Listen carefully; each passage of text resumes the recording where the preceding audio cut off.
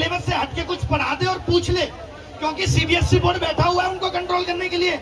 आज आपको एक स्कूल खोलना है, 2 करोड़ रुपए की बैंक गारंटी जमा करिए, तो स्कूल उस डर में गलत नहीं करता। और सेंटर तो आप हवा में बांट दे रहे हो।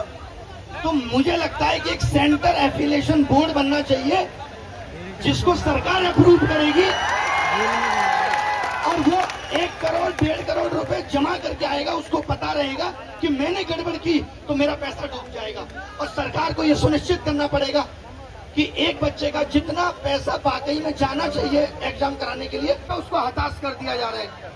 ये जो एसएससी की समस्या है, मैं 2 मिनट इस पे थोड़ा सीरियस प्रकाश डालना चाहूंगा, जिसको आप नहीं समझ पा रहे हैं। आपको अभी खाली ये लग रहा है कि एडीक्यूटी हटेगी और टीसीएस आ जाएगी और सब कुछ ठीक से चलता रहेगा।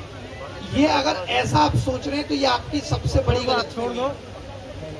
और ये सिर्फ एक एग्जाम का हाल नहीं है। आज क्वेश्चन पेपर का रिमोट एक्सेस इतना सस्ता बिक रहा है कि आप उस दौड़ में हार गए। जब पहले महंगा बिकता था तो हर कोई नहीं ले पाता था, तो आपका भी सिलेक्शन हो जाता था। अब वो इतना सस्ता बिक रहा है कि राजस्थान और हरियाणा ही खरीद ले रहा है नौकरियां। बिहार यूपी के पास तो पैसा ही नहीं है। उसकी गरीबी का आलम है कि उसके पास तो पैसा ही नहीं है। ये राजस्थान वाले दिल पे न लें, जो खरीद रहे हैं उनको पता होगा, वो यहाँ नहीं है, वो यहाँ नहीं। उनको तो ये सरकारी नौकरी एकदम खत्म करनी है।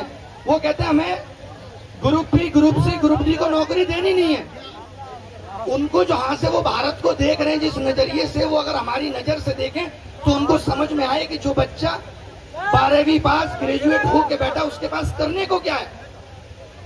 आज अगर आपके लिए नौकरियां क्रिएट नहीं हो रही, उसके लिए जिम्मेदार कौन है? आपको 10th में कुछ नहीं सिखाया गया, आपको 12th में कुछ नहीं सिखाया गया, आपको ग्रेजुएशन में कोई स्किल नहीं दी गई, कोई इनोवेशन नहीं दिया गया। अब आपसे कह रहे हैं आपके पास कुछ है ही नहीं और सरकारी नौकरी हम आपको देंगे नहीं। अब आप रोड पे घूमते रहिए और बार बार इनको जिता के भेजते रहिए। एक सरकार को हम लोगों ने 12 साल दिए, भरोसा दिया कि सबका साथ सबका विकास करेंगे।